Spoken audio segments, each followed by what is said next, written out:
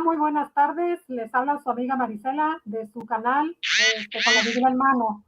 Muy bienvenidos los hermanos que se lleguen a conectar para que miren este en vivo. Llegamos un poquito tarde, bueno, 20 minutos porque tenemos unos problemitas técnicos, pero ya estamos aquí, gracias a Dios. Le doy la más cordial bienvenida aquí a mi hermano en la fe, Víctor Gamboa Delgado. Él es pues no sé si, no sé, especialista o cómo lo podría llamar en exorcismo, demonología, un tema que a mí me da miedo, para empezar. Me da miedo porque nunca lo había tocado aquí en las redes sociales, pero en el nombre de Dios, pues vamos a empezar. Le paso la palabra, hermanito, para que se presente, nos diga de dónde viene, cuánto tiempo tiene usted estudiando estos temas, qué hace, a qué se dedica. Bienvenido, adelante. Bueno, hermana Marisela, muchísimas gracias por la invitación. Es un placer para mí estar aquí con usted compartiendo este tema. Bueno, también me alegra saber que es la primera vez que se comparte este tema en su canal. Bueno, yo me llamo Víctor Gamboa Delgado, soy de la ciudad de Guayaquil, Ecuador. Estudié teología en la Arquidiócesis de Guayaquil, en el Instituto Internacional de Teología, con una especialidad en Pastoral de la Salud. Me he dedicado al estudio de la historia bíblica del Nuevo Testamento y también al estudio de la demonología. Y pues me dedico precisamente a eso, ¿no? A divulgar la demonología en las redes sociales.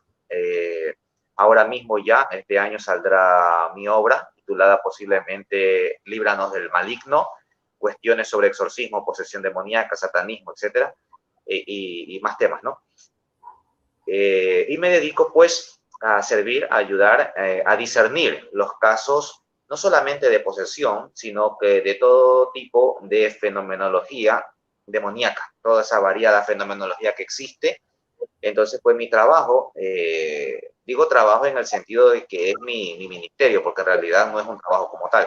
Mi ministerio hacia el servicio de la iglesia, que lo hago por vocación, es precisamente eso, discernir los casos donde hay una posible intervención demoníaca y pues inmediatamente de hacer así, referirlos con el sacerdote más próximo al lugar donde se ocurren o están ocurriendo estos eventos, ¿no? Para que sea precisamente ya el sacerdote o la ayuda de algún exorcista donde tenga que intervenir de manera ya directa. Es decir, yo me encargo de la parte, o lo que he hecho yo es discernir desde un punto de vista teórico, ¿sí? Pero también mi ministerio abarca también ir a casas infestadas, indagar, averiguar, etcétera, etcétera, ¿no? Entonces eso es lo que pongo al servicio. Me he dedicado a dar charlas y conferencias sobre este tema, que es bastante llamativo, pero al mismo tiempo hay mucha desinformación. Y si a eso le agregamos que en las parroquias no siempre se tocan estos temas, por diversas cuestiones, ¿no? A veces a los padres no les gusta que se toque este tema, por X motivo, entonces hay un vacío. Y es ahí que yo vi la necesidad de especializarme en este tema para poder enseñar. Y bueno, gracias a Dios he tenido mucha cabida, muchas aperturas, no solo en las parroquias, sino también por medio de estas redes sociales, ¿no? Que es lindo poder utilizarlos precisamente para hacer esta obra tan linda, ¿no? Poder llevar a cabo este tema, ¿no? Vemos, por ejemplo, en las redes sociales, donde el tema de la apologética es muy vasto, tenemos muchísimos apologistas y afortunadamente encontramos cualquier cantidad de información para la defensa de la fe, pero cuando preguntamos sobre la demonología hay un vacío. Entonces, bueno, ahí estoy para poder servir con un granito de arena, con lo que el Señor me ha dado, aunque indigno soy, pero me lo ha dado. Entonces, pues, aquí estoy para servir de esa manera, llenar ese pequeño vacío, ¿no? Que yo creo que existe y espero que en algún momento esto cambie, ¿no? Yo quisiera, así como tenemos hartísimos apologistas, tener también hartísimos demonólogos que enseñen este tema, ¿no? Que es muy complejo y ante todo hay mucha, pero mucha desinformación, muchísima. Y bueno, eso es lo que vamos a tratar de despejar en este momento. Vamos a hablar de Bueno, este tema, vamos a profundizarlo. muy bien, muchas gracias, hermano, bienvenido. Voy a invitar, aunque ahorita pues no se ha conectado ahorita a nadie todavía, pero lo van a llegar a ver y les pediría a las personas que se conecten, que se vayan a conectar, que se estén conectando, que por favor le den like a los videos. Es muy, muy importante que estos temas, como dice el hermano, que en realidad no se tocan en las redes sociales, pues no sé por qué, porque es una de las cosas que deberíamos realmente de conocer todo creyente, sobre todo los católicos, los que nos decimos que pertenecemos a la Iglesia de Cristo, porque de lo que se va a hablar aquí es realmente del enemigo de Jesús. Y el enemigo de Jesús es el enemigo de la iglesia. Lo que quiere el enemigo de Jesucristo es derrotar a todos los miembros de la iglesia, los que pertenecemos al cuerpo de Cristo. Entonces, los invito por favor a que se suscriban al canal, le den like a los videos, los compartan, porque es una manera en que ustedes nos estarían ayudando a evangelizar. También les pido mañana pasado que se conecten o cuando lo llegue a ver este video, que por favor oren mucho por mí, oren mucho por el hermano, porque no es sencillo este tipo de temas abordarlos y mucho menos estarlos estudiando, porque los que conocen un poquito más sobre la Biblia, sobre la palabra de Dios, sobre las enseñanzas de la iglesia, deben de saber que muchas veces son duramente atacados ellos precisamente por enseñar a los demás lo que realmente es el demonio. Entonces, habiendo dicho esto, le paso la palabra, hermano, para que por favor nos dé la enseñanza, la plática que usted nos quiere dar, y cuando usted me diga, cuando le podemos hacer preguntas, adelante, lo hacemos. Adelante, le paso la palabra. Bien, vamos a hablar sobre la demonología. ¿Qué es la demonología ante todo, no? La demonología es una rama de la teología dogmática que se encarga del estudio del demonio, literalmente. ¿Sí? Por eso la palabra demonología la dividimos en dos palabras griegas. Daemon, que significa demonio o genio, y logos, que significa tratado o estudio. Es decir, el tratado sobre el demonio, estrictamente el demonio, porque si queremos estudiar a los ángeles buenos, o mejor dicho, a los seres espirituales buenos, a los ángeles, entonces tenemos asimismo el tratado de la angelología. No es angelología como a veces he escuchado, angelología, de ángelo, ángel, y logos, tratado o estudio. Pero nosotros en este caso vamos a referirnos solamente al tema demoníaco, porque es lo que vamos a tratar en este momento. Entonces, ¿quién puede estudiar demonología? Esa es una pregunta que me suelen hacer. ¿Quién la puede estudiar? Bueno, la puede estudiar cualquier persona. Cualquier persona que haya cursado cursos de estudios teológicos, ¿sí? Porque recordemos que la demonología es un estudio que no solamente se abarca dentro de la Iglesia Católica. Tenemos demonología judía, tenemos demonología islámica, tenemos demonología ocultista, demonología en el campo del satanismo. Es decir, la demonología, y por supuesto, estas demonologías son diferentes unas a las otras de acuerdo a la religión u organización. Incluso, por ejemplo, en las sectas protestantes también se lleva a cabo el estudio de la demonología. Entonces, es muy variado. Pero nosotros, como somos católicos, vamos a referirnos estrictamente a la demonología católica. Entonces, ¿quién puede estudiar demonología católica? Evidentemente una persona, hombre o mujer, que haya cursado estudios teológicos. Ahora, hay que recalcar una cosa. No existe en la universidad, en ninguna universidad, una especialización como tal en demonología. Eso no existe. Lo que existe son diversos cursos que organiza la Iglesia, especialmente en Roma, para que los exorcistas y demonólogos, gente que se encarga de llevar este ministerio, se prepare desde la teoría y la práctica en este campo. ¿Sí? Y por supuesto, uno aparte la estudia de una manera muy didáctica, con libros, conferencias, etcétera, etcétera, de los exorcistas, y por supuesto la práctica que tiene que llevar uno a cabo con su exorcista más cercano, que es el que uno va día a día ayudándole, ¿no? Entonces, ¿cuál es la misión del demonólogo? ¿Cuál es la función del demonólogo y cuál es la función del exorcista? ¿Son la misma persona, sí o no? A ver, el exorcista es aquel sacerdote, solo sacerdote, que se encarga de exorcizar al demonio, al poseso, y por ende a expulsar al demonio.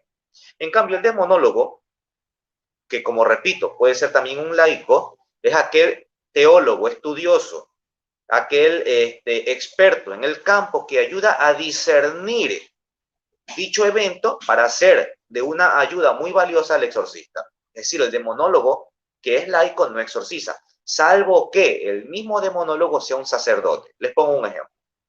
El padre José Antonio Fortea, que creo que todos lo conocemos aquí, el padre José Antonio Fortea es sacerdote y al mismo tiempo es un demonólogo especialista, ¿ya? En cambio, el padre Gabriel Amor, que también todos los conocemos, él fue un gran exorcista, pero no fue demonólogo.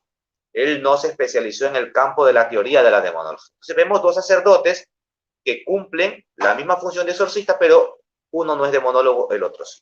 Hay laicos que se encargan del estudio de la demonología, como quienes hablan, pero que no somos sacerdotes y por consiguiente no estamos ordenados para exorcizar, sino para discernir, ayudar y por supuesto también en el servicio de la oración. Bien, ¿qué es el demonio? ¿Qué es el demonio ante todo?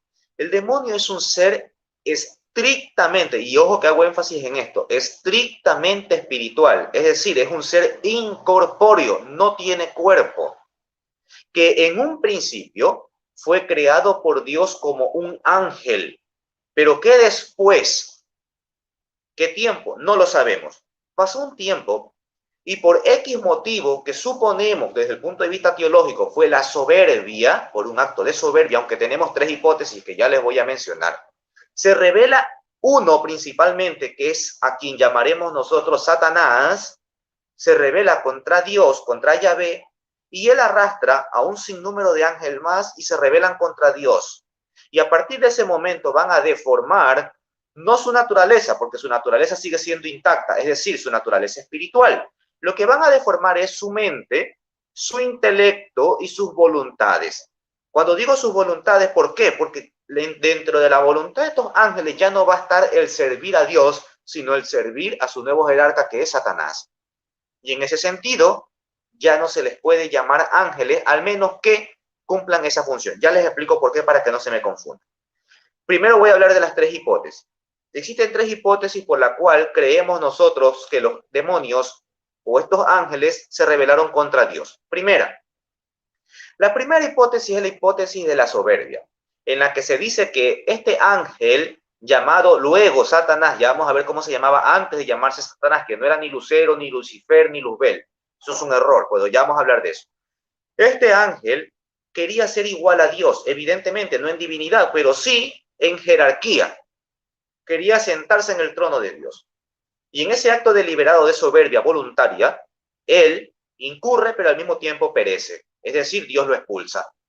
Esa es la primera tradición, pero ojo, no es la primera tradición cronológicamente hablando, porque antes de esta surgió una en el seno de la iglesia que fue mucho más importante, pero que al final no caló tanto como la que acabo de mencionar, que es la que precede, es la que prevalece al día de hoy. Si usted le pregunta a cualquier persona por qué el diablo pecó, le va a decir por la soberbia, porque quería ser igual a Dios. Esa es la tradición que perdura hasta el día de hoy. Pero la primera fue en realidad una que nos indica lo siguiente.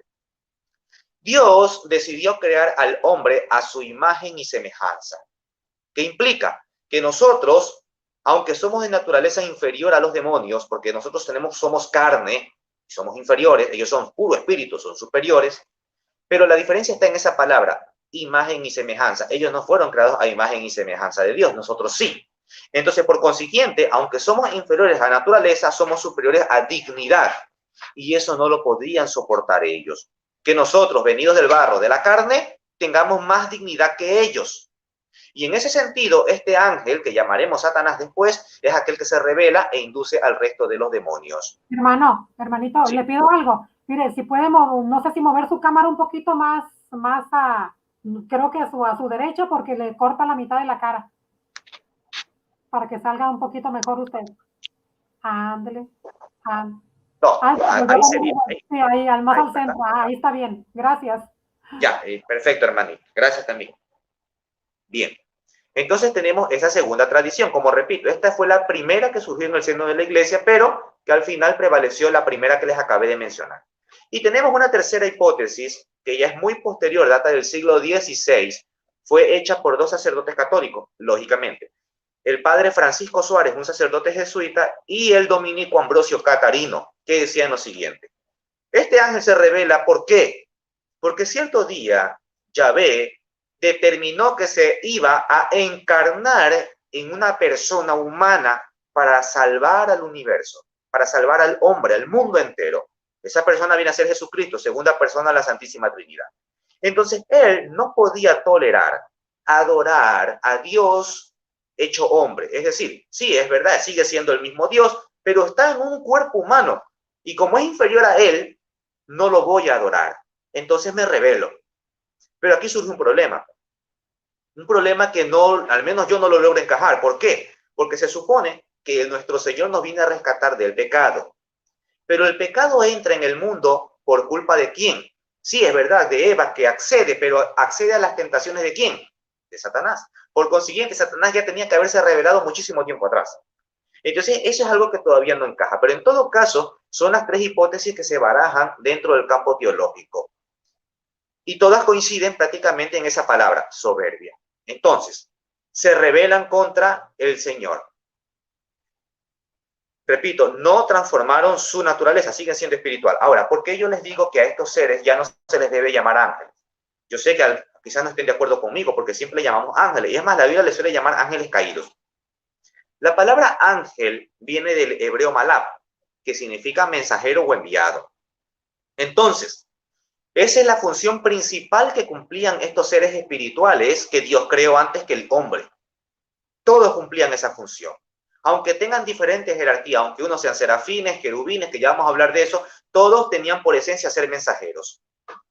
Pero ¿qué pasa? Que cuando estos ángeles se rebelan contra Dios, ya no son mensajeros de Dios.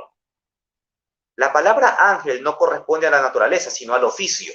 Al oficio. Miren lo que dice, por ejemplo, aquí, lo que dice San Gregorio Magno. Aquellos santos espíritus de la patria celestial son siempre espíritus, pero no siempre pueden ser ángeles, ya que solamente lo son cuando ejercen el oficio de mensajeros. Está clarito. Para reforzarlo, lo que dice San Agustín, el nombre ángel es nombre de oficio, no de naturaleza. Si preguntas por el nombre de esta naturaleza, se te responde que es un espíritu, pero si preguntas por su oficio, se te dice que es un ángel. El ángel es, pues, un ser espiritual y solo espiritual. Les voy a ser honesto. Esto de la naturaleza, yo lo venía estudiando hace muchísimo tiempo atrás, cuando ni siquiera conocía el comentario ni de San Gregorio ni de San Agustín. Y yo tuve mucho miedo de enseñarlo porque pensé que quizás podía cometer un acto de herejía al decir que estos seres ya no deben ser llamados ángeles porque ya no cumplen esa función. Pero cuando leí a estos dos santos padres de la iglesia me quedé tranquilo porque dije, no estoy loco y no estoy cometiendo ningún acto de herejía. Y eso me deja muy tranquilo. Entonces, cuando le llamamos ángeles caídos es porque sencillamente estos seres malvados, malévolos y perversos cumplen funciones de mensajeros del diablo, ya no del Señor. ¿Sí?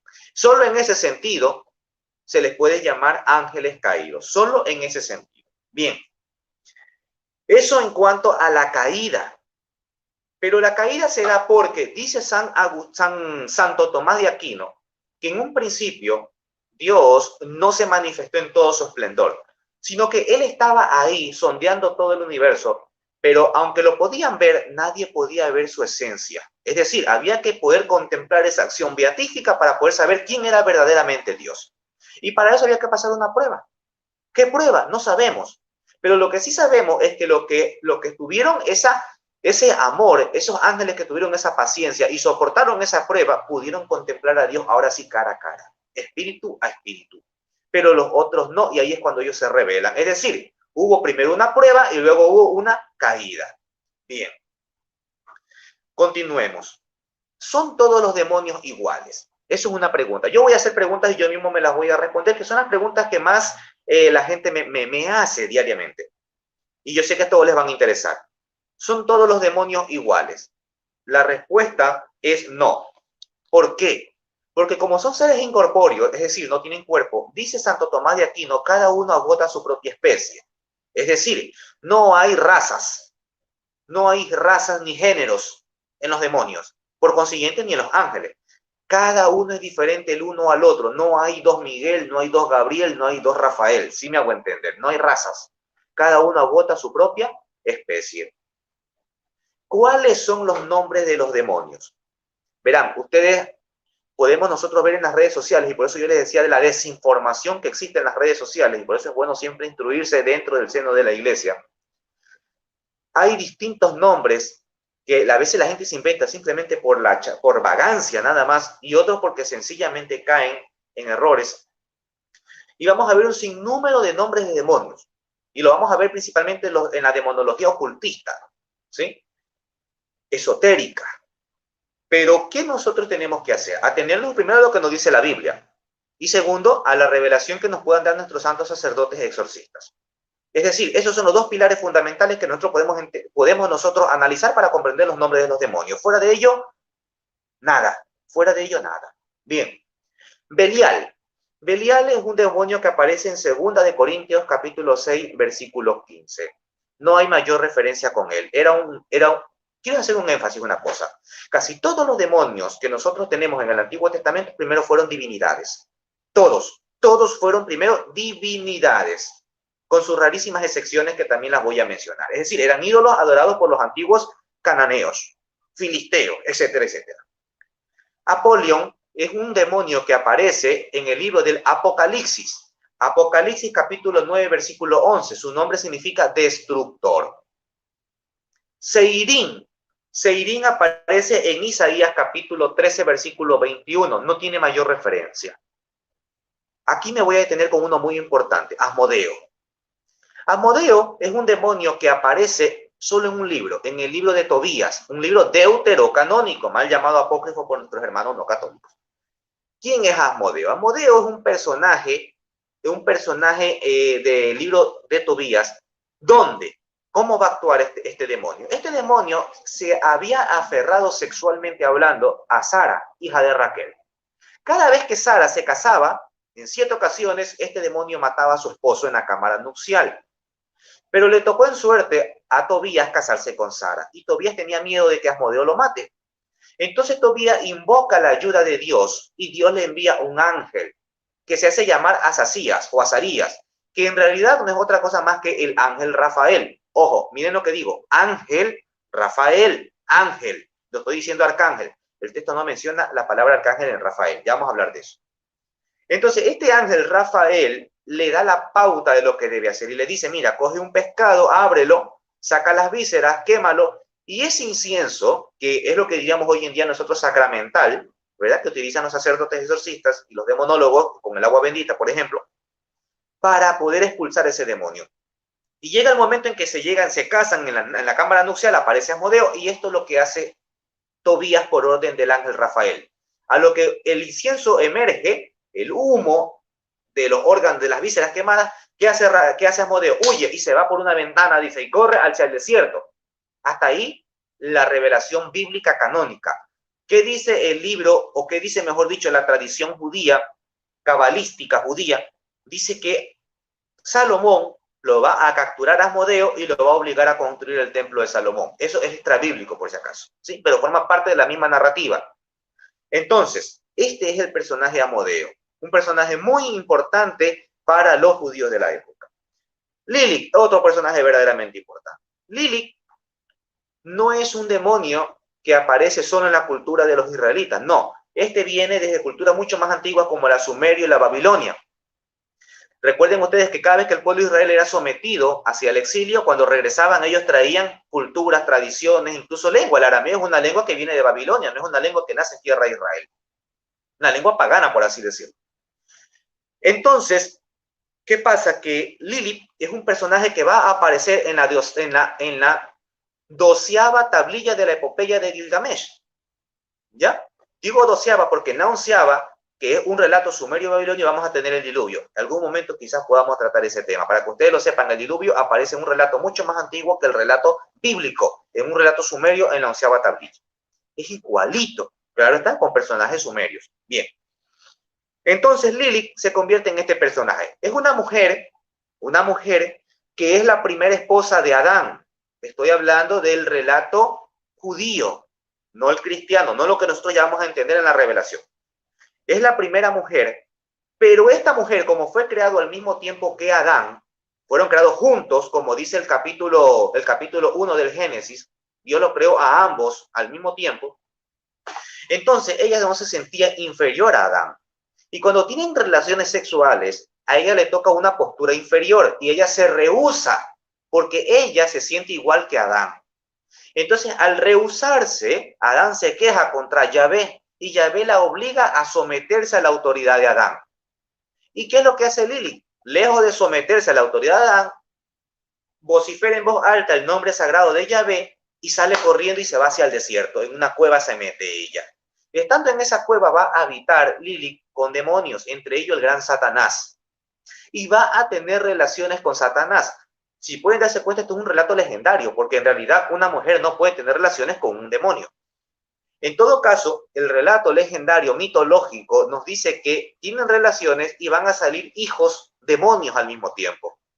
Y que Dios los va a matar a toditos estos. Entonces Lilith, en un acto de venganza, jura asesinar a todos los hijos del pueblo de Israel que no sean circuncidados sino hasta los 8 días de nacido.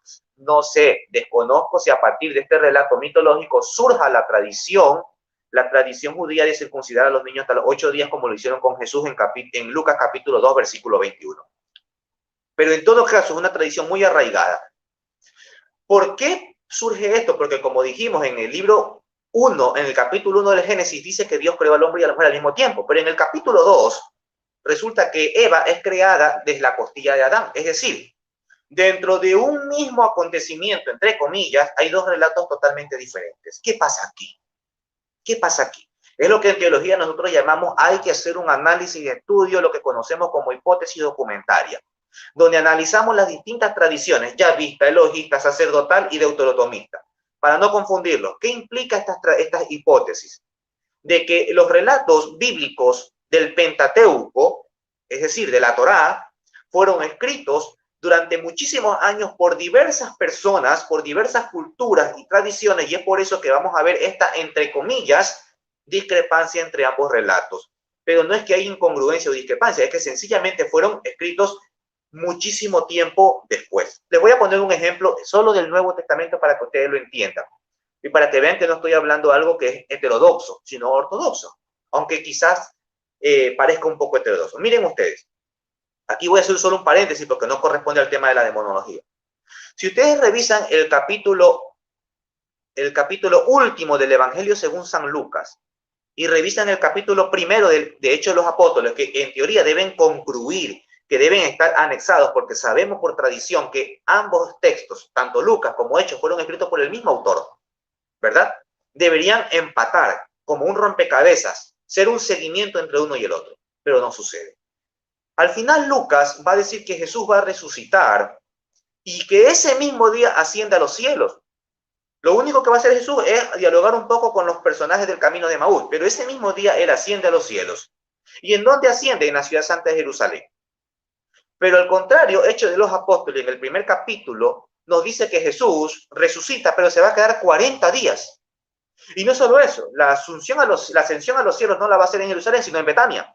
¿Qué pasa aquí? Si se supone que es el mismo autor, que es el mismo libro, sino que solamente que fue fragmentado posteriormente. Evidentemente, es el mismo autor, pero ¿qué es lo que sucede? Que probablemente entre un libro y el otro hay un margen entre 15 y 20 años de diferencia. Y que aunque el Evangelio lo escribe Lucas, posiblemente el médico sirio, discípulo del apóstol San Pablo, quien escribe Hechos es la escuela lucana, es decir, seguidores del apóstol Lucas que van a tratar de transmitir una secuencia del evangelista, pero que como ya ha pasado mucho tiempo, ellos tienen ya otra perspectiva sin dejar a un lado los escritos de Lucas. No sé si me hago entender.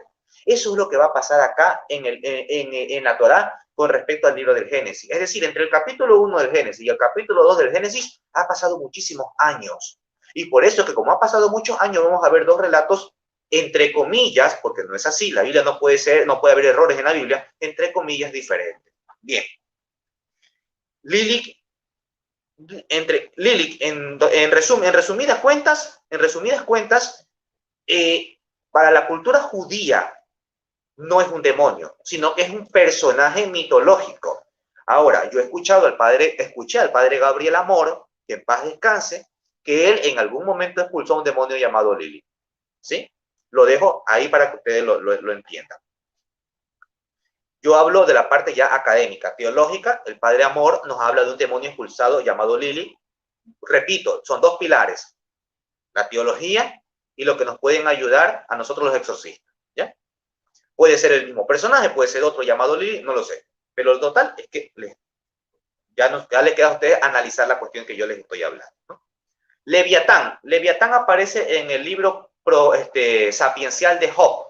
En Job, capítulo 41, versículo del 19 al 22. Miren, Leviatán es otro personaje mitológico de la cultura judía que lo relacionaban con un hipopótamo, porque es un animal marino en realidad, ¿sí? Pero en todo caso, dice el padre José Antonio Fortea que Leviatán es un demonio de alta jerarquía, lo dice él. ¿Ya? Muy bien. Y aquí me voy a quedar con otro muy importante, Beelzebú o Belcebú. Antiguamente existía un dios llamado Baal. Yo ya, que casualmente ya publiqué en mis redes sociales un fragmento chiquito de eso. Baal era el dios más importante de la cultura cananea, el más importante. Vino de la cultura sumerio-babilonia. Su nombre significaba gran señor, porque era el dios de la fertilidad y de la lluvia. Evidentemente traía riquezas agrícolas y todo el mundo lo adoraba. Pero para adorarlo se hacían sacrificios humanos y de niños, humanos y animales, perdón. Entonces, luego pronto surgió la adoración hacia el Dios Yahvé, nuestro Dios eterno, el verdadero y único Dios, que se fue conociendo poco a poco gracias a los patriarcas y a los profetas. Entonces, conforme fue creciendo la adoración a Yahvé, la adoración de Baal fue minimizándose. Y los adoradores de Yahvé, como se daban cuenta que los cuerpos sacrificados a los ídolos quedaban ahí en la pileta sacrificial, quedaban descompuestos y las moscas germinaban, le cambiaron el nombre de Baal, que significa gran señor, a Baal-Zebul, que significa el señor de las moscas. Entonces, para tiempos de Jesús, ya este no era un dios, el dios de la fertilidad, ya era un demonio. Y por eso es que a Jesús, los fariseos de Hillel, hay dos tipos de fariseísmo, por si acaso, los de Hillel y los de Shammai. Ya podemos hablar de eso, aunque este no corresponde a este tema, sino al Jesús histórico, al tema de Jesús. Estos fariseos tachaban a Jesús de expulsar a demonios con la ayuda de Baal-Zebul o Beelzebú, como le queramos llamar, que su nombre es, o Belcebú, que es más común que lo que le llaman. ¿Sí? Entonces vemos cómo este personaje fue verdaderamente importante. Pero repito, todos estos demonios antes fueron dioses. Bien. Y me quedo con los dos últimos más importantes, Satanás y Lucifer. ¿Ya? Bien. Lucifer. ¿Cuántas veces aparece la palabra Lucifer en la Biblia? Recordemos que la palabra Lucifer es una palabra en latín, que si la traducimos al castellano, vendría a ser lucero. Otras le ponen aurora, ¿sí? Que resplandece en la mañana. Lucero, quedémonos con lucero. ¿Cuántas veces aparece esta palabra en la Biblia? Yo he encontrado 3, pueden ser que hayan más, pero yo he encontrado 3.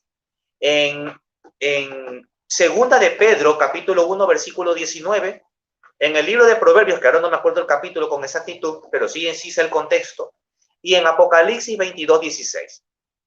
En la primera de Pedro, el término Lucifer nunca evoca al demonio, jamás. ¿Saben a quién evoca? Evoca a las palabras de la Biblia, a las escrituras proféticas, porque las profecías de la Biblia son lucero, son luz. En el libro de Proverbios evoca a la sabiduría, nunca evoca al demonio. Y en el libro del Apocalipsis, sorpréndanse en ustedes, a quien evoca es a Jesucristo. Dice así: yo, Jesucristo, el Hijo de David, el retoño de Israel, soy la luz, el lucero que resplandece en la mañana. ¿Está claro? Cuando el Papa Benedicto XVI, nuestro Papa, años atrás evidentemente, en el pregón pascual cantó en latín. ¿Qué palabra resonó en nuestro Vaticano? Lucifer. Y los hermanos protestantes, ignorantemente, y lo digo con todo respeto, ¿qué dijeron? Porque eso se hizo un boom en las redes sociales. En el Papa se invoca al diablo. Miren la ignorancia de no conocer el tema profundamente, teológicamente hablando. No, el Papa simplemente estaba diciendo en latín que Jesús es el lucero que resplandece en la mañana, el lucero que aparece en Apocalipsis 22, 16. Entonces, ¿cuándo aparece la palabra Lucifer que evoque al demonio? Nunca. Nunca. Pero ¿qué es lo que sucede? Sucede que en el siglo IV, ojo, cuarto de la era cristiana, es decir, nunca en la época de Jesús, nunca en el siglo I, ni siglo II, ni siglo III. En el siglo IV, un gran doctor de la iglesia, un gran personaje que todos lo conocemos, San Jerónimo de Estridón, ¿sí? Famosísimo autor de la Vulgata Latina. El padre Jerónimo dijo o interpretó de forma personal, quizá guiado por la luz del Espíritu Santo, pero personal, que los pasajes bíblicos de Isaías capítulo 12, versículo 14, y de Ezequiel capítulo 28, donde habla el lucero que resplandece, oh lucero, ¿cómo has caído del cielo, hijo de la mañana, tú que caminabas en topacio, crisólito, etcétera, etcétera, etcétera? Era Satanás. Él lo interpretó de esa manera. Pero como San Jerónimo no era una persona común y corriente como Víctor Gamboa, sino que era San Jerónimo, entonces La palabra de él era palabra canónica, literalmente. Entonces lo que él dijo era dogma, literalmente. Por ejemplo, entre paréntesis, la palabra malus, de mal, la traduce San Jerónimo como manzana y todo el mundo creía que la fruta que comió Adán y Eva era una manzana. De ahí viene la tradición. Bueno, entonces, dicen los padres de la iglesia, los doctores de la iglesia, que un texto bíblico puede tener dos tipos de interpretaciones. La primera es la más obvia, la literal, y la segunda es una implícita, ¿sí? Alegórica, y que en ese sentido puede entrar el pasaje de San Jerónimo. Pero en todo caso, lo que quiero que quede claro es que ni en la cultura judía existió un demonio llamado Lucifer, ni en los primeros inicios del cristianismo. Es por eso que ya a título personal, Víctor Gamboa simplemente enseña que el nombre de este ángel, de este demonio, perdón, llamado Satanás, no era Lucifer, ni Luzbella, ni Luzbel. Pues me van a preguntar entonces cómo se llamaba. Porque tiene que haber tenido un nombre. Claro que sí. Y aquí les voy a enseñar. Nadie está obligado a creer lo que yo les enseño. Yo lo que hago es encender la chispa y ustedes van a investigar. Cuando ustedes van al libro de Job, ¿verdad? Ustedes revisan el libro de Job, capítulo 1, versículo 6, dice el texto así más o menos, ¿verdad? Aquí tengo la Biblia, pero bueno. Un día, dice, un día aparecieron entre los hijos de Dios, o de los hijos de Yahvé, apareció entre ellos también, ¿quién? Al Satán, dice. Pero ojo, hermana Marcela y hermanos que nos escuchan, no dice Satán, dice al Satán. Y luego Dios le preguntó a él, Satán, ¿qué haces? Y al Satán responde, dar vueltas sobre la tierra, etcétera, etcétera, etcétera. No nos hemos preguntado cuando leemos este texto, ¿por qué él, al? ¿Qué significa eso? Bien, recuerden ustedes que el libro de Job se escribe primero que el Génesis. No sé si lo sabíamos, pero el Génesis no es el primer libro en escribirse. Es el Job, posiblemente. Además, y aquí le hago una pregunta directamente a mi hermana Marcela. ¿Quién tentó a Eva? Pues se supone que fue Satanás, ¿no? Ya. O sea, ¿En qué parte del relato se dice que es Satanás? bueno, más bien dice la serpiente. Ah, correcto, exacto. No dice que es Satanás. ¿Por qué no dice que es Satanás? Porque todavía en la mente de ese pueblo no se creía o no se enseñaba, todavía no sabía la revelación de que ese era un ángel caído. Todavía no. Era simplemente el mal. Todavía no. Así es. Y el mal siempre fue representado como una serpiente. ¿Sí? Entonces, como todavía no se lo calificaba como un ser real, personal, individual, se creía que era el mal en términos generales. Lo mismo va a pasar con Job. Miren, existía la creencia de esa época que el mal era algo abstracto, es decir, no era un ser personal, pero que al mismo tiempo, para poder ellos entenderlos, lo simbolizaban con imágenes humanas. ¿De qué forma? Dios tenía un tribunal, y eso lo dice el libro de los Números, capítulo 22, por si acaso. Está un tribunal. En ese tribunal, en el centro, está ¿quién? Yahvé, que es el que impone la justicia. Del otro lado, del lado izquierdo, está la persona a la que están acusando, que somos nosotros. Pero del lado derecho, que nos sorprende a todos, ¿quién es el que está ahí? Está Satán. Dice clarito la Biblia, está Satán. ¿Y quién es este Satán? Es el mismo de Job. Es el fiscal que pone sospecha. El término Satán viene de la palabra aramea o hebreo, dicen otros, dicen no, es hebrea la palabra, pero en todo caso arameo o hebreo, que significa el fiscal que pone sospecha. Algunas Biblias la traducen como fiscal directamente. ¿Por qué? Porque este ser actúa como un fiscal que trata de ponerle cascaritas al hombre para que éste se autoincrimine y de esa manera Dios pueda imponer justicia contra el pecador. Es decir, Dios le da la misión a este personaje que puede ser el mal, pero que está simbolizado en un ángel que cumple una función un poco detestable, porque es como llevarle los chismes a Dios y ser quien las piedra de tropiezo para el hombre, pero no está haciendo nada malo en realidad. No está haciendo nada malo, está cumpliendo una función. Es por eso que este personaje puede dialogar con Dios.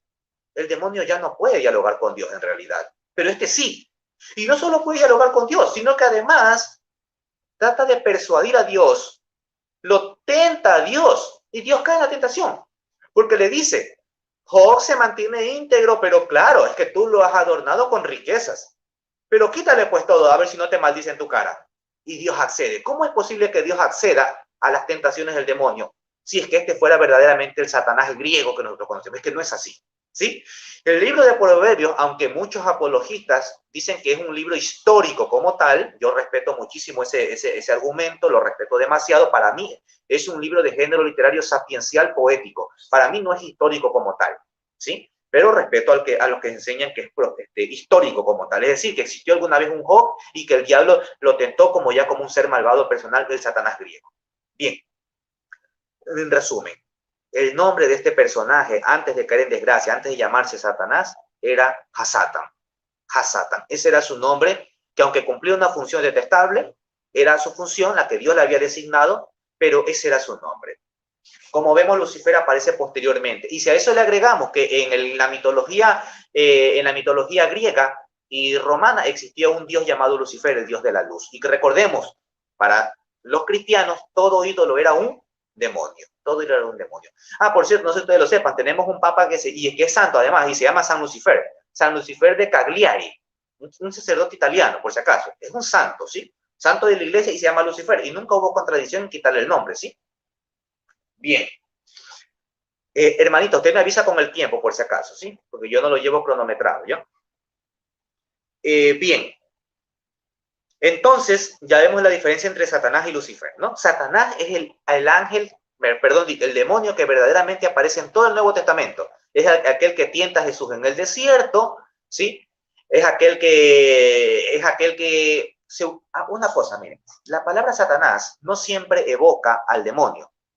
Quiero que quede claro eso.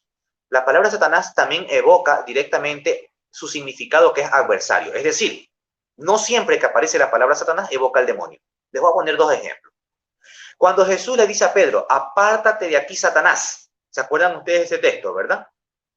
¿Qué le está diciendo Jesús a Pedro? ¿Que Pedro es el diablo? No. Simplemente le está diciendo, apártate de aquí, adversario. Porque en ese momento, como todo ser humano que era Pedro, ¿sí? Pudo haber cometido un error y en ese momento simplemente estaba actuando porque no quería que crucifican a Jesús. Es obvio, lo ama tanto que él no quiere, pero él no está pensando en ese momento la obra de Dios, simplemente está pensando en el bienestar de Jesús, que es algo bueno, pero que al fin y al cabo está siendo piedra de tropiezo en ese momentito para, ustedes me entienden, para que no se lleve a cabo la redención. Pero Jesús le dice, apártate de aquí, Satanás. No es porque sea el diablo, simplemente le está diciendo, apártate porque estás actuando como adversario de Dios. Segundo, y esta siempre me la preguntan, cuando Judas está con Jesús en la última cena, ¿verdad? Dice el texto de Juan, porque solo Juan menciona eso, porque siempre Juan incrimina a Judas. El resto de los evangelios, Judas es un santo prácticamente. Solo Juan se la tiene como quien dice picada a Judas, ¿no? Y viene y le dice, entró en Judas Satanás, y Satanás entró en Judas, dice. Siempre me preguntan, Víctor, ¿quedó poseído Judas por el demonio? No, señores. Sencillamente, cuando el texto dice eso es porque Judas en ese momento ya toma la decisión de ser adversario de Dios. Y es más, Jesús lo ratifica cuando le dice a Judas, lo que tienes que hacer, hazlo pronto, punto. Entonces, el término Satanás tiene dos significados. Nombre propio que evoca al diablo. Por cierto, diablo es un título que evoca estrictamente a Satanás. No hay dos diablos. O el término Satanás que evoca directamente como adversario. Y en ese sentido puede haber diablos, no porque hayan varios demonios Satanás, sino porque hay varios adversarios. ¿Está claro? Bien. Finiquitado con ese asunto. ¿Existe tiempo en el mundo espiritual? Sí, pero no es el tiempo cronos. Nosotros tenemos el tiempo cronos. El tiempo de ellos, Santo Tomás de Aquino, nuestro santo seráfico, le llama Evo, con B pequeña, Evo. Es un tiempo de Dios, es un tiempo estrictamente espiritual y que solo lo vive el mundo espiritual. Es por eso que la Biblia dice, para Dios un día puede ser 1000 años y 1000 años puede ser un día. En resumidas cuentas, no es un tiempo como el de nosotros. Por eso a veces pedimos un milagro al Señor y el milagro puede suceder después de 1000 años, porque Dios no se rige al tiempo de nosotros. Bien. ¿Qué lenguaje usan los ángeles y los demonios? Ustedes han visto en las ceremonias protestantes, sí, en los cultos protestantes, perdón, porque nunca hay ceremonia, hay cultos. Ustedes han visto que a veces el pastor que está expulsando un demonio, ese demonio empieza a hablar en un lenguaje que nadie lo entiende, casi que balbuceando y nadie entiende nada. Eso es mentira. Eso es mentira. Eso es simplemente teatro. ¿Por qué? Los demonios, como no tienen lengua, no tienen boca, no tienen cuerdas vocales, no tienen lengua. Ellos no tienen un lenguaje como tal. Nadie puede saber el lenguaje de los demonios, ni de los ángeles. Nadie. ¿Cómo se comunican ellos? Como son potencias espirituales, se comunican por la mente, es decir, por el intelecto. Te dirán, pero eso es telepatía. Sí, eso es telepatía y no es nada malo. A mí, pero Víctor, ¿por qué tú dices telepatía? Eso es cosa de la nueva era. No, señores. Miren, yo puedo hacer telepatía, pero por supuesto, cuando yo oro con Dios, necesariamente tengo que abrir mi boca y emitir mis palabras para que Dios me escuche, ¿no? Como yo también soy espíritu y Dios es espíritu, me basta a mí simplemente mi mente para comunicarme con el Señor. Entonces, eso es una comunicación de potencias espirituales. Lo mismo pasa con ellos. Es decir, no tienen un tipo de lenguaje diferente. Eso es mentira. Hay videos en YouTube que se escuchan las voces en el infierno y que hay unos sonidos. Eso es mentira. Eso es mentira. Pero cuando un demonio posee a una persona, ¿en qué idioma va a hablar? En las lenguas que nosotros conocemos, pues. Por eso utiliza latín o utiliza la lengua propia de la persona que posee. ¿Por qué? Porque no es su propia lengua, es que está utilizando su interlocutor, que es la persona. Pero como el demonio es un ser eterno, no porque haya sido eterno desde la eternidad, en el sentido de que no ha sido creado, no, ha sido creado, pero es eterno en el sentido de que son indestructibles. Entonces ellos pueden saber muchos idiomas, e incluso lenguas muertas, y eso se ve en los exorcismos. Pero no es que ellos van a hablar una lengua que nadie en el mundo ha conocido nunca en su vida, eso no existe. ¿Ya? Que quede claro eso cuando nos quieran engañar o los quieran engañar en los cultos protestantes. Eso no existe. ¿Dónde están los demonios? Los demonios no están en ningún lugar, porque como son seres espirituales no ocupan ni tiempo ni espacio, aquí me refiero. Yo he escuchado, he visto, he escuchado a sacerdotes, no voy a emitir nombre, por el mayor de los respetos, que es exorcista, que dice que hay demonios, por ejemplo, que cuidan los bosques, que habitan en los bosques. Yo difiero de eso. ¿Por qué? Es verdad que un demonio puede estar en esos lugares, eso es cierto, pero es que el demonio como tal no ocupa un lugar, porque son seres espirituales. Pero se sabe que un demonio ocupa un lugar solo cuando actúa en un lugar. Por ejemplo, yo estoy sentado aquí, pero yo no sé si hay un demonio al lado mío, no lo sé. ¿Cómo yo puedo saber si él está al lado mío? Solo si ejerce un movimiento. Entonces, si él ejerce un movimiento que llamaríamos, por ejemplo, nosotros infestación demoníaca, entonces yo sé que está aquí. Entonces yo puedo decir, está ocupando un espacio. ¿Sí me hago entender? ¿Ya?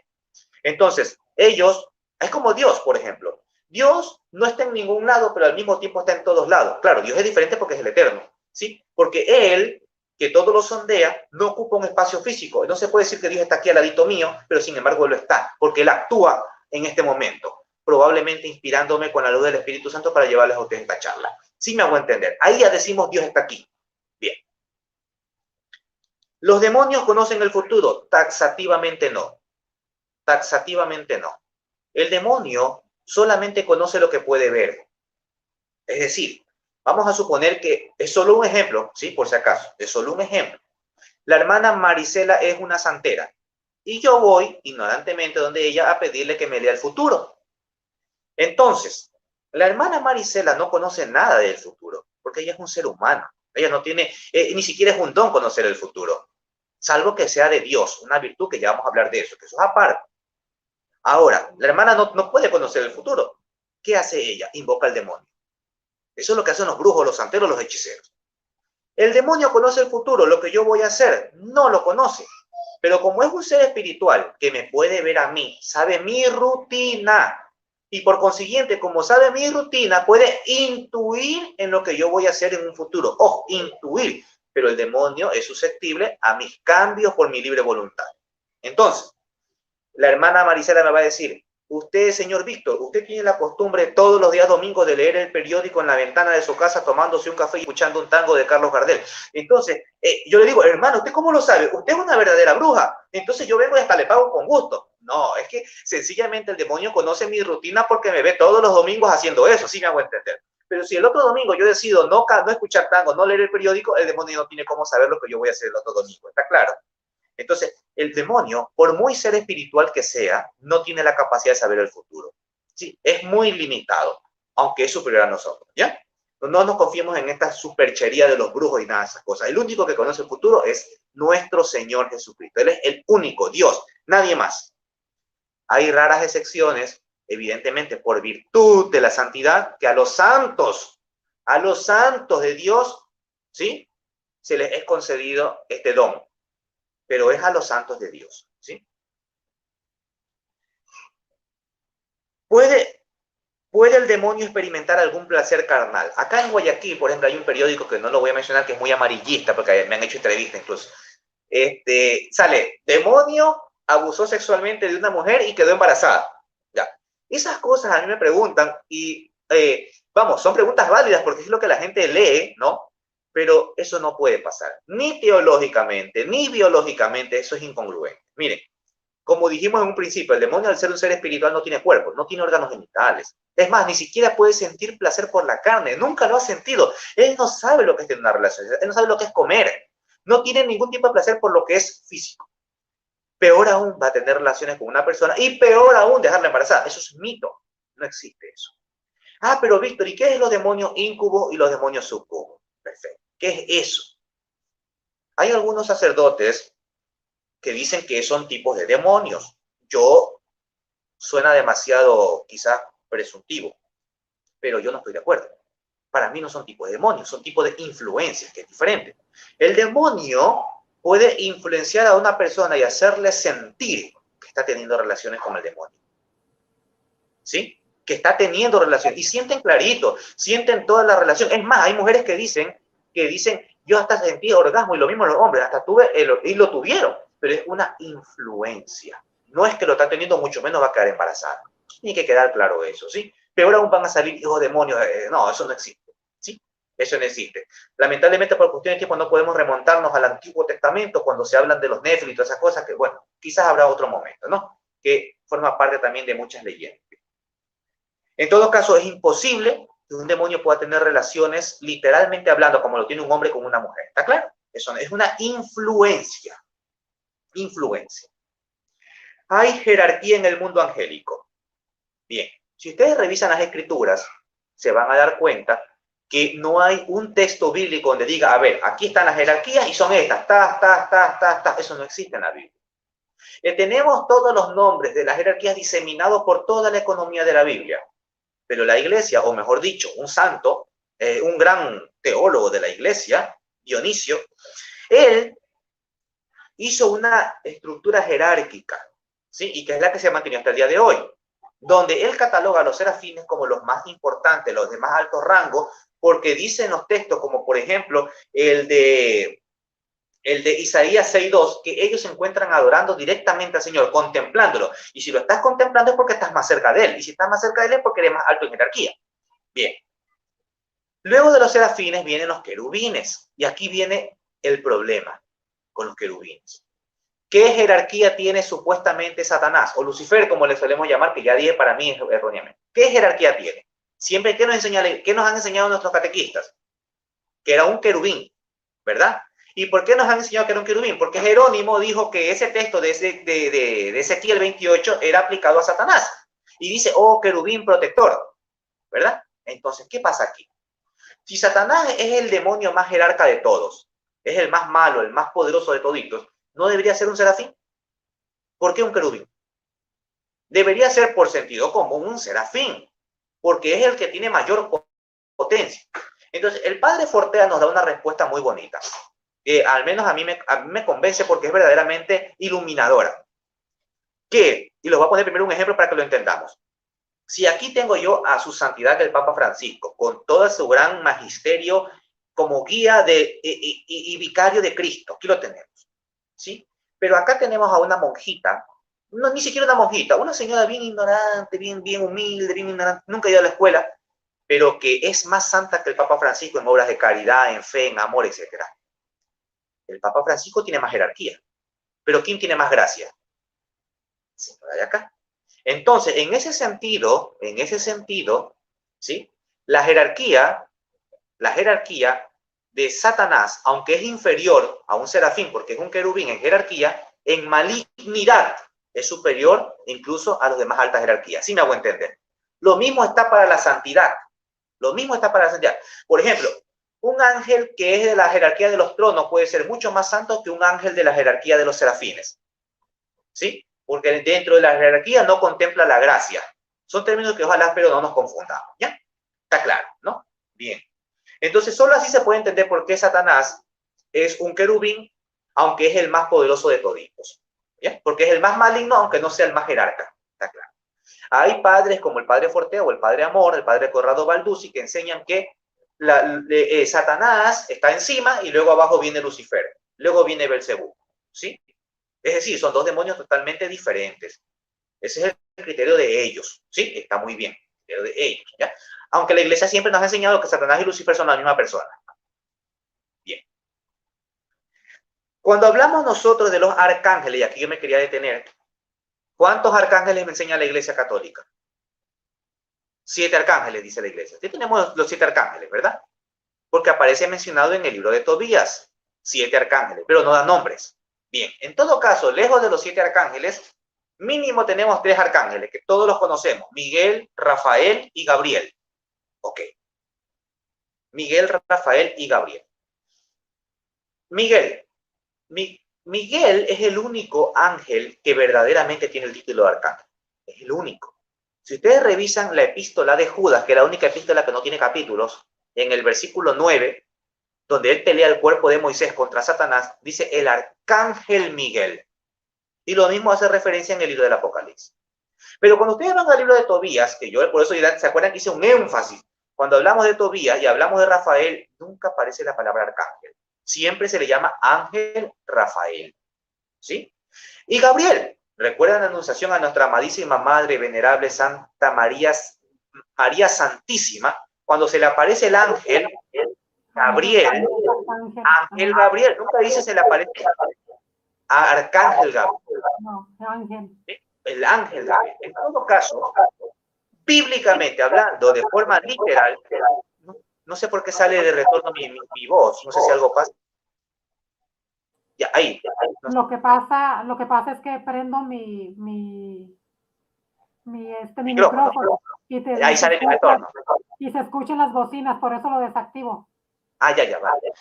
Entonces, aunque la Biblia de forma literal nos enseña un solo arcángel, ¿sí? Que es Miguel, la tradición de la iglesia nos dice que son 3, Miguel, Rafael y Gabriel, ¿sí? Pongo a consideración estas dos cosas solamente porque es un estudio bíblico, ¿sí? Bien. Siempre digo, al final ustedes son los que analizan todas estas cuestiones. Yo solamente trato de dar luz, nada más. Bien. ¿Cuántas tentaciones proceden del demonio? No lo sabemos. Es más, si las tentaciones provienen solo del demonio, ¿quién tentó el demonio? ¿Quién tentó al demonio a tentar a Jesucristo? Recuerden que el demonio Jesús fue tentado. Miren, la tentación yo siempre digo una cosa, esto es algo maravilloso, mi hermana Marisela, mira. Un evangelio, ¿por qué hay 4 evangelios y no hay uno? ¿Por qué hay 4? Y no nos quedamos con solo uno. ¿Cuál fue el primer evangelio en escribirse? Marcos, en torno al año 74, más o menos 75. ¿Y por qué entonces luego, si ya tenemos un evangelio, por qué luego viene Mateo y hace el suyo? Luego viene Lucas y luego viene Juan. De hecho, tenemos más de 80 evangelios, canónicos solo 4. Mira, para Marcos, ¿cuándo Jesús es Dios? Cuando Jesús se bautiza. Solo a partir de ese momento Jesucristo es Dios. Perdón, y empieza su ministerio. Pero viene Mateo, y ojo con lo que voy a decir, porque no quiero que se malinterprete mi palabra. No estoy diciendo que va a corregir. Estoy diciendo perfeccionar el evangelio de Marcos. Viene Mateo y perfecciona a Marcos. Y dice, no, Jesús no es Dios cuando se bautiza. Jesús es Dios desde que nace. Entonces viene Mateo e introduce el nacimiento virginal de Jesús y dice que los sabios de Oriente le adoran al niño. ¿Sí? Pero luego viene Lucas y dice, no, a ver, Mateo tiene toda la razón, pero yo aún lo voy a perfeccionar más todavía. María. Si Jesús es Dios desde el nacimiento, la madre de donde tiene que nacer tiene que ser igualmente de santa y pura. Y hace todo un maravilloso relato de la Virgen Santísima. Textos que no aparecen en ninguno de los otros 3 evangelios. Lucas lo perfecciona, ¿está claro? Pero luego viene Juanito y dice, no, vamos más allá todavía. Jesús es Dios desde la eternidad. Y viene el capítulo 1 y dice, y en el principio era el verbo, y el verbo estaba con Dios, y el verbo era Dios. Para Juan, Jesús es Dios desde toda la eternidad, no solo desde que nace o irrumpe en la vida humana. Ven cómo un evangelio perfecciona al otro. Lo mismo va a pasar con lo que les voy a mencionar. Marcos, cuando relata el episodio de las tentaciones de Jesús en el desierto, solamente dice, y solamente se queda con decir que Jesús fue tentado por el demonio en el desierto. Punto. Pero luego viene Mateo y hace algo maravilloso y introduce toda una conversación entre Jesús y el diablo, una conversación apologética, donde ambos se tiran textos bíblicos. Evidentemente Jesús termina derrotándolo y dice que luego sale reconfortado por los ángeles, ángeles guardianes. Mira cómo viene la doctrina del ángel guardián en ese momento, ¿no? Es maravilloso ver cómo Mateo viene y lo perfecciona y da unos detalles maravillosos. Entonces, Satanás sabía que Jesús era Dios, sí que lo sabía, claro que lo sabía, sí, es un ser espiritual. Pero ¿qué pasa aquí? ¿Por qué lo tentó? Porque sencillamente cayó en su propia tentación. No pudo resistirse. Es que él tiene que haber pensado, si yo logro hacer que Jesús caiga en un pecado, en el mínimo que sea, ya no tiene opción a juzgarme a mí, por lo tanto, yo habré ganado y tendría razón de que Dios no es perfecto, como dice ser. Entonces cayó en su propia tentación y perdió. Las tentaciones no siempre vienen del demonio. Dice el apóstol Santiago que son producto de nuestra propia concupiscencia. ¿Sí? Eso no quiere decir que el demonio no pueda tentar. Claro que puede tentar. Pero determinarlo con exactitud en la vida cotidiana de gente tan simple y sencilla como yo, como todos los que estamos aquí, es difícil. En la vida de los santos es un poco más fácil, entre comillas, poder discernirlo. Claro, porque, por ejemplo, tenemos a la Beata Mercedes Jesús Molina de Ayala o a Santa Narcisa, que son mis santos acá en Guayaquil, ¿sí? Que cuando están en el sagrario orando, que se sacrifican, que se mortifican, que hacen ayuno y que están en los altares ahora, resulta que en esos momentos les venían las peores imágenes de aberraciones sexuales. Lo digo yo que soy autor de un libro de ella, de Mercedes. ¿Sí? Y que el padre Domingo García, confesor de Mercedes, decía que cuando Mercedes se confesaba, cuando estaba en trance por la influencia del demonio, le argumentaba deseos que no se le podía imaginar ni al más aberrante sexual. Eso es del demonio, eso no puede ser de la naturaleza santa de la beata, ¿sí me entienden? Ya, ahí uno puede determinar, no, esto es del demonio, estas tentaciones son del diablo, y más aún si son insistentes y persistentes, ¿ya? A una persona que lleva una vida en perfecta oración. Entonces, concluida la pregunta, y vamos precisamente a hablar de la fenomenología demoníaca, porque quiero que entremos ya en ese detalle. El demonio actúa de dos formas, una fenomenología demoníaca ordinaria y una extraordinaria. La ordinaria es la tentación, ya hablamos de ello.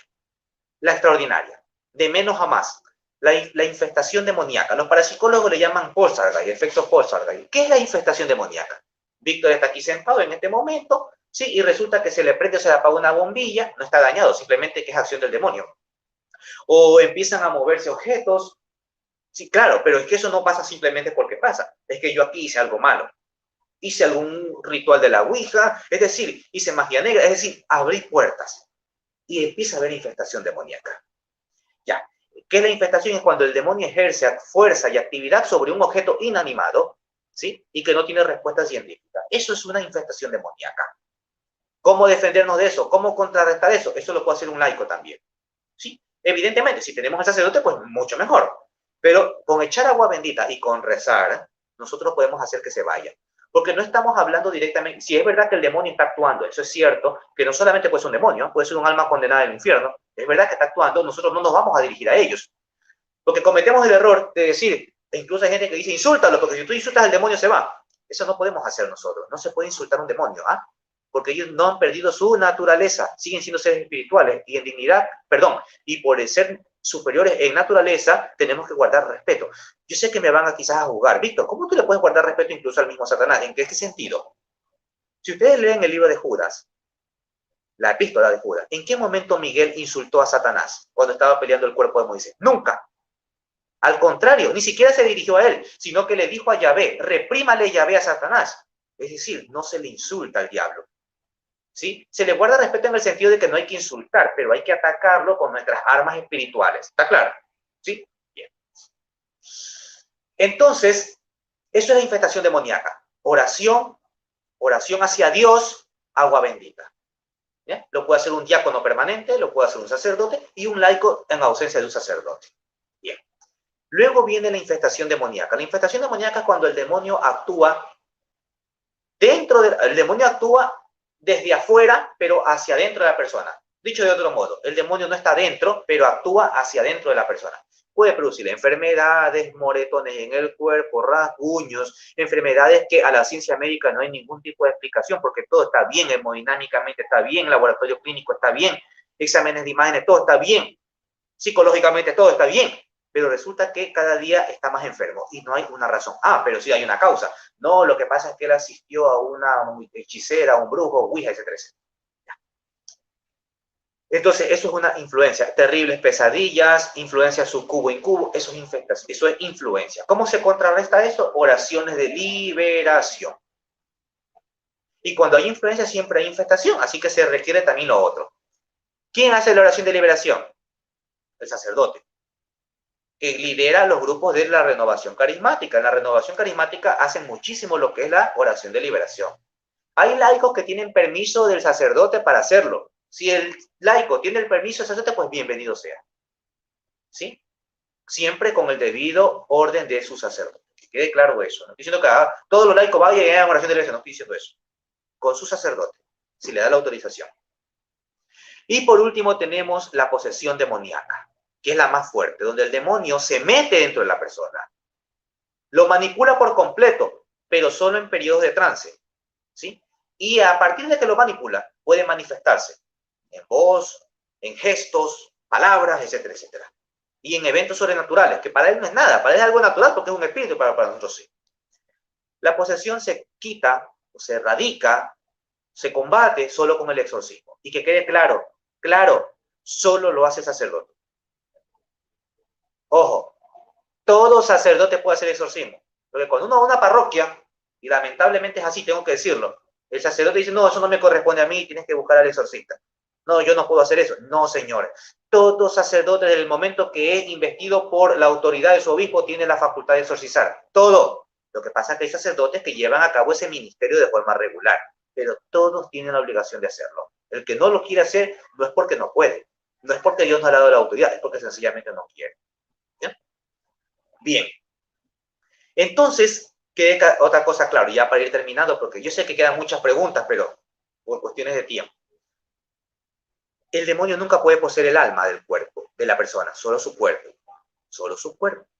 Y cuando posee su cuerpo hay dos formas de manifestarse, los demonios clausi y los demonios aperti y los demonios abditi. Clausi, como su nombre lo indica, cerrado.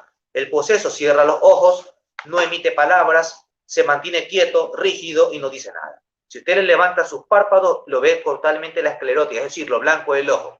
Eso es un demonio clausi.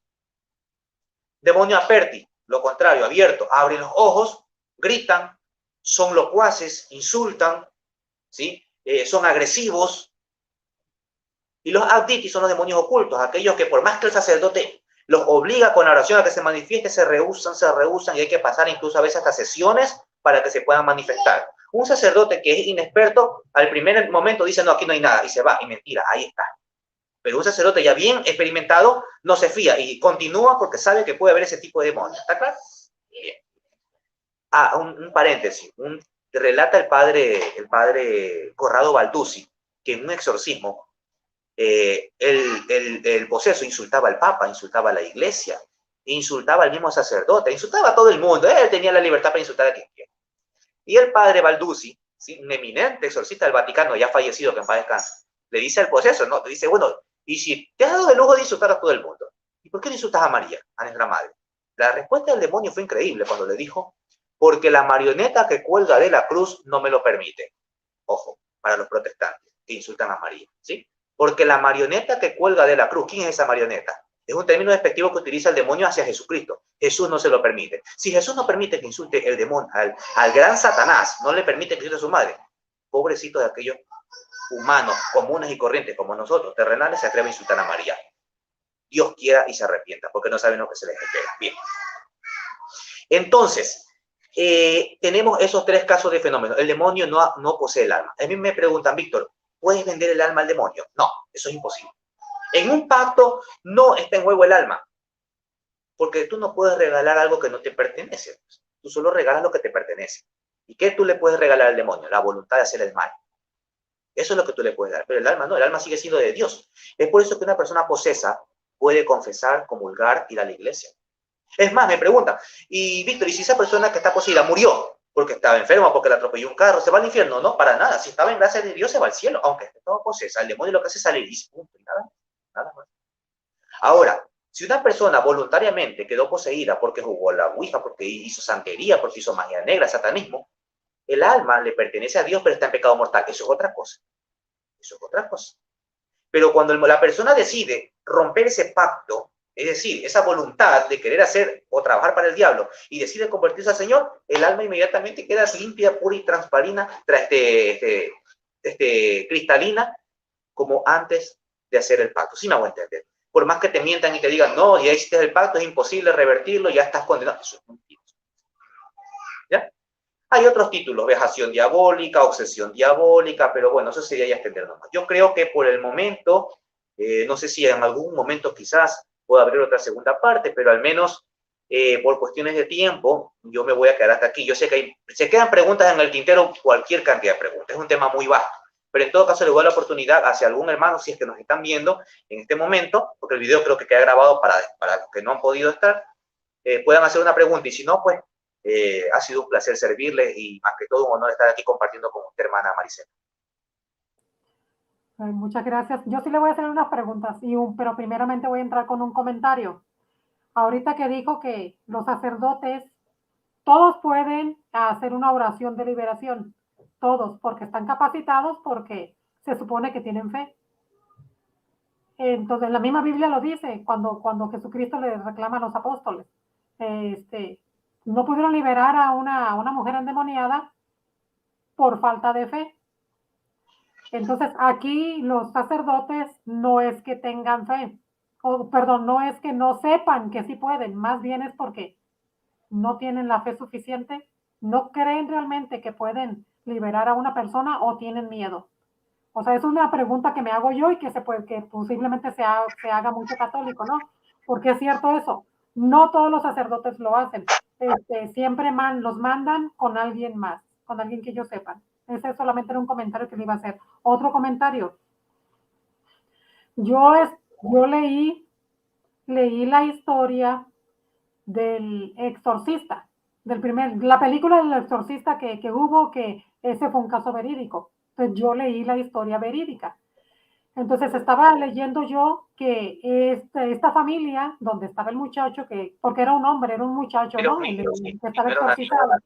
Sí. Entonces, ese muchacho, ni siquiera eran católicos ellos. Los primeros que lo atendieron eran unos luteranos, creo.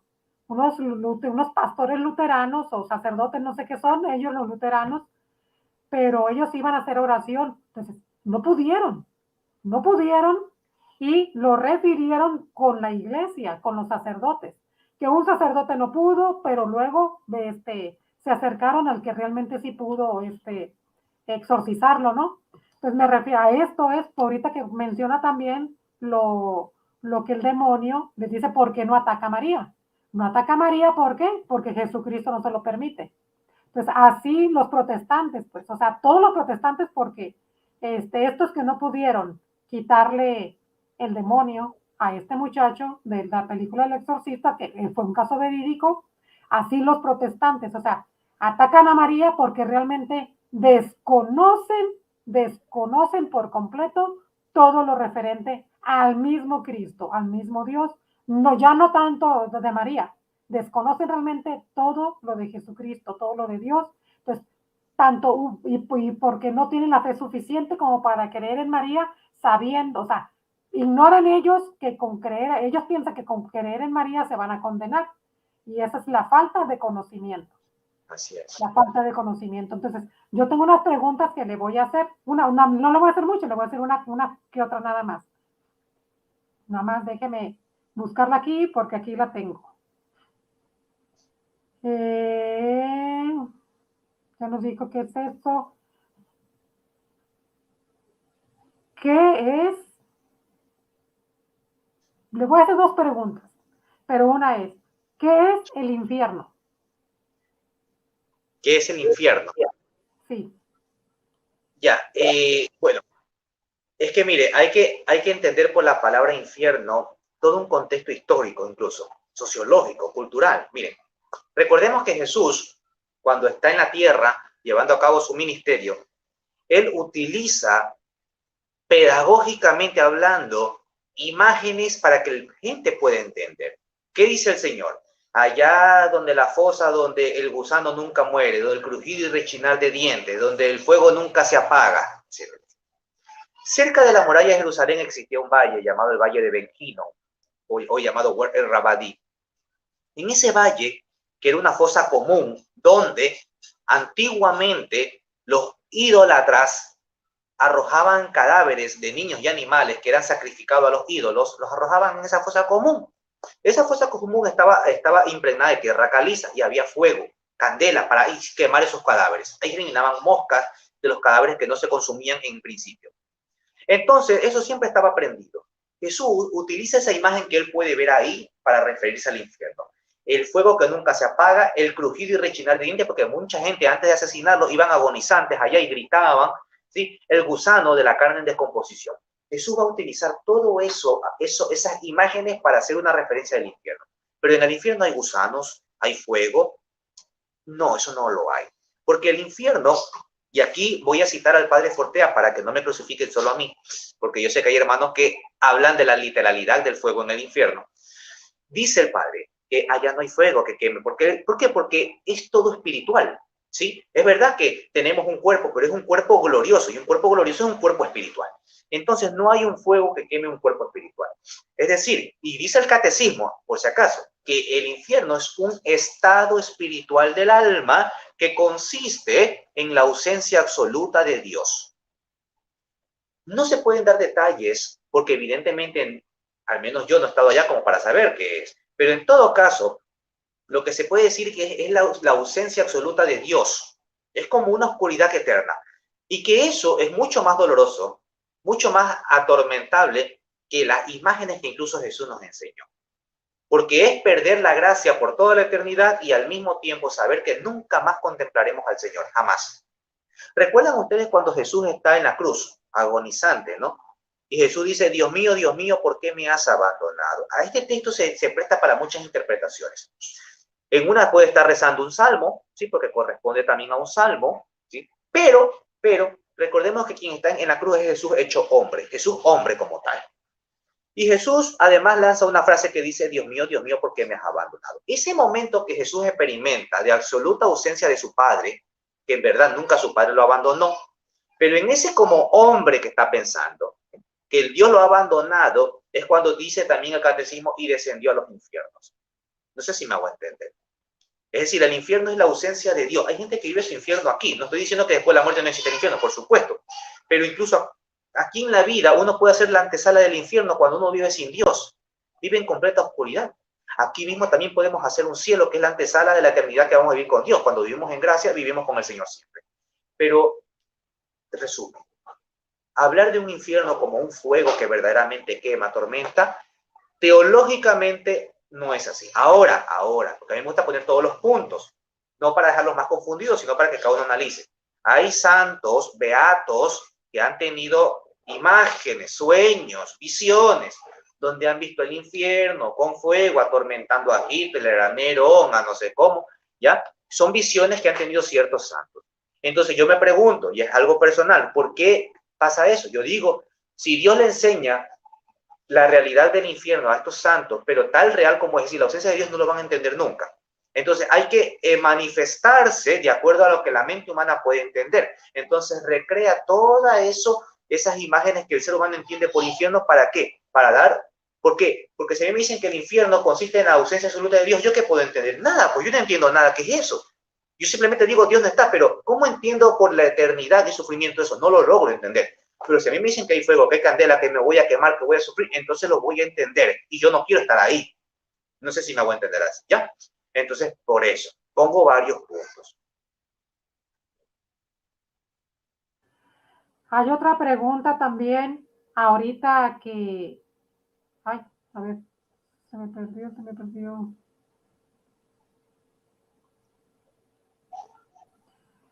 Ahorita que está, aquí está. Ahorita que se habla mucho en las redes sociales de las profecías, del fin del mundo, y que de los ataques a la iglesia, que la iglesia se va a ver, va a ser atacada, que van a atacar al Papa, que va a morir un Papa.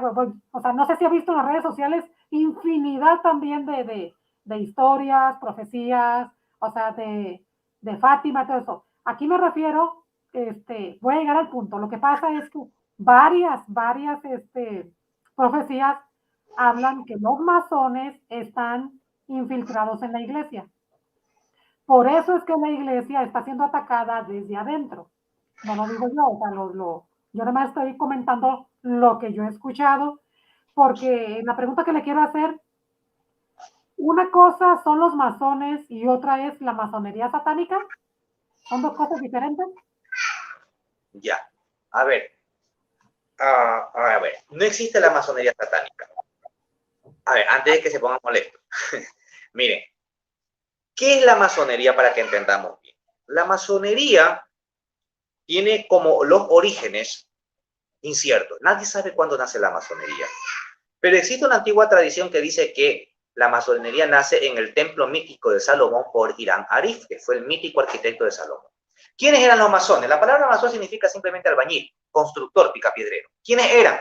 Eran los grandes constructores de catedrales que, dicho sea de paso, construían las catedrales de la Iglesia Católica.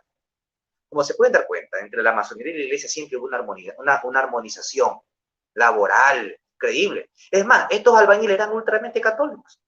No había ritos, no había nada. Simplemente eran canteros, albañiles, que en ese entonces era un oficio demasiado prestigioso, no como ahora que lamentablemente está de prestigio. Pero en ese entonces ser un albañil era alguien de peso. Y como era una obra muy importante, entre ellos guardaban el secreto, el celo de su profesión. Es obvio, el médico no le anda revelando a todo el mundo el secreto de la medicina, porque obviamente es su trabajo y tiene que sustentarse, así me hago entender. Y el secreto hay en todos lados. Dígame usted el secreto de la confesión. Todo el mundo guarda un secreto. Y no por eso sea malo. Entonces, ellos guardaban su propio secreto en cuanto a la construcción. Perfecto. Eso es la masonería operativa, porque ellos operaban construyendo catedrales. Bien. ¿Qué pasa? Que en el año de 1717, ¿sí? Una logia, o mejor dicho, 4 logias se unen, porque logias no es otra cosa más que el lugar donde se unen los masones, nada más como llamar una iglesia para nosotros. 4 logias se unen y forman la llamada Gran Logia Unida de Inglaterra, en Londres. Y ya no es una masonería operativa, sino una masonería especulativa, ¿sí? O simbólica, donde las personas que van a estar acá ya no son albañiles, constructores, sino todo el tipo de personas intelectuales, músicos, escritores, filósofos, médicos, bueno, todo tipo de personas que quiera perfeccionar su espíritu mediante los rituales. Aquí ya cambia la masonería. Entonces la masonería empieza a utilizar rituales esotéricos, ¿sí? Pero ¿qué es lo que pasa? Que ellos van a tener la adoración a un único Dios. Es el Dios de nosotros, en primera instancia. El Dios de nosotros. Es por eso que en los inicios de la masonería tienen la Biblia como libro sagrado. La Biblia católica, ¿sí? Y el símbolo principal es la escuadra y el compás, ¿ya? Pero en un principio se determinó una regla. Dentro de las logias nadie habla de Dios, porque hay un solo Dios, el gran arquitecto del universo. Pero como aquí se permite todo credo religioso, ese gran arquitecto del universo puede ser Alá, puede ser Mahoma, puede ser Jesucristo, puede ser Confucio, puede ser quien sea. Pero al fin y al cabo usted tiene que creer en un Dios. Es más, en las constituciones de Anderson de 1723, ¿sí? Dice así, para resumir, no se permite un libertino religioso ni un ateo estúpido. Lo dice la constitución masónica, por si acaso. Entonces, había la obligación de creer en un Dios, ¿ya?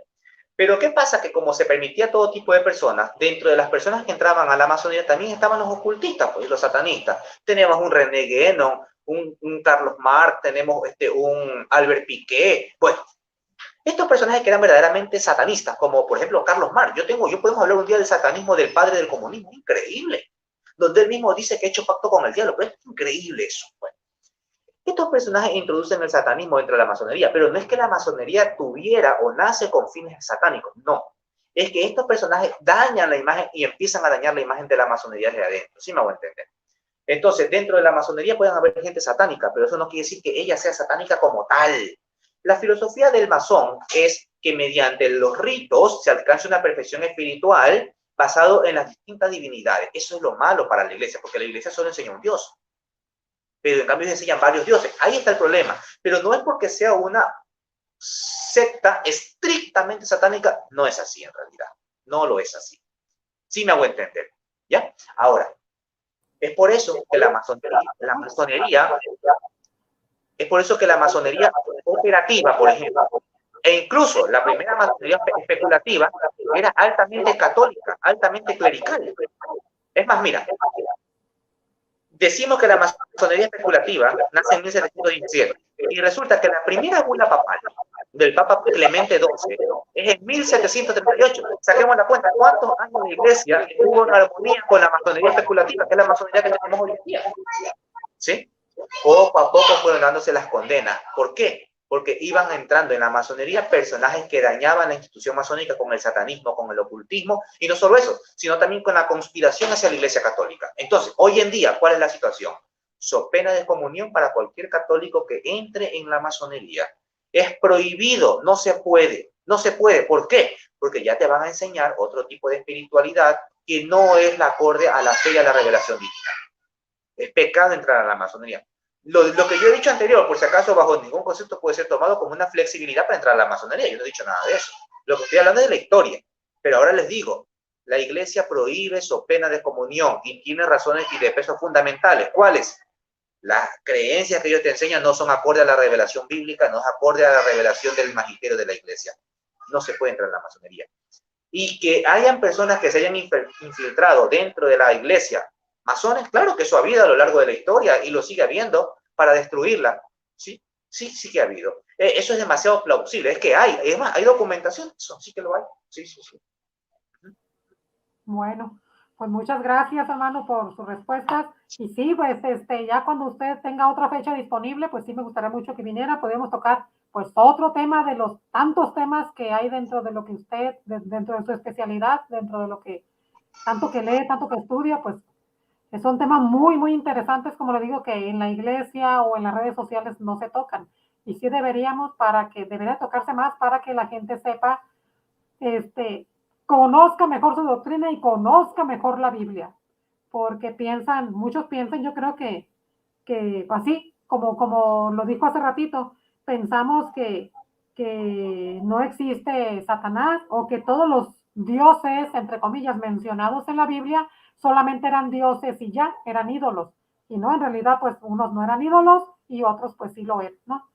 Entonces, este tema es muy amplio, muy interesante y yo tomé mis anotaciones, ¿no? Para checarlo, yo para leerlo, para ver, sí, a mí me gusta a mí también, a mí me gusta mucho la historia de la iglesia, pero desde el Antiguo Testamento, a mí me gusta mucho la historia de Israel, me gusta mucho leer un libro de la Biblia y averiguarlo en la historia, no me gusta quedarme solamente con lo que escucho en la Biblia, porque como dice usted ahorita, muchos dicen que el libro de Job es solamente un libro, ¿qué dijo? Un libro De género literario de sapiencial. género literario, pero, o sea, ¿qué tan literario es? Si se supone que eso o solamente es una enseñanza o realmente sucede lo que pasa, por ejemplo, con los ángeles, o son solamente enseñanzas. Entonces, por eso me gusta más averiguar, adentrarme un poco más también en la historia, para saber, para conocer más, pues. Entonces, aquí yo tomé esas anotaciones precisamente para eso, porque a mí son cosas que me llamaron la atención. Yo le agradezco mucho que haya tomado parte de su tiempo para estar aquí conmigo en el canal. Ahorita pues no se conectaron más que 2, 3, 4 personas, así que estuvieron entrando y saliendo, pero yo sé que la gente el recurso del día y de los días lo ven, lo van a ver y aquí van a dejar sus comentarios y yo se los hago llegar. En las redes sociales que usted tiene, ¿dónde lo puede encontrar la gente que lo quiera buscar mañana o pasado? Bueno, con mi nombre, Víctor Gamboa Delgado, monólogo católico. Tiene Twitter, No, solo manejo Facebook, y mi canal de YouTube con mi mismo nombre. No, pero al día de hoy, videos que no he subido últimamente por cuestión de mi libro, que estoy terminándolo, pero lo que manejo asiduamente todos los días es Facebook. En Facebook, muy bien. Muy bien, pues ahí lo pueden encontrar al hermano en Facebook como Víctor Gamboa. Delgado de monólogo católico. Ok, pues ahí está dicho ya por parte del hermano Víctor Gamboa Delgado de monólogo católico, ¿verdad? Así es. Ok, pues muchas gracias, hermano. No me queda más que decirle a los hermanos que lleguen a ver este video, por favor, que le den like, lo compartan para que más personas lo puedan ver y YouTube lo pueda tomar en cuenta para recomendarlo a más personas. Y también es una manera de que ustedes nos ayuden a evangelizar.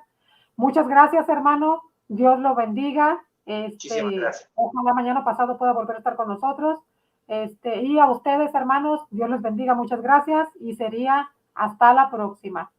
¿Algo más que quiera decir, hermano, para despedirnos? Bueno, muchísimas gracias. Dios me los bendiga de acá a la ciudad de Guayaquil y que la paz del Señor esté en cada uno de sus hogares. Gracias.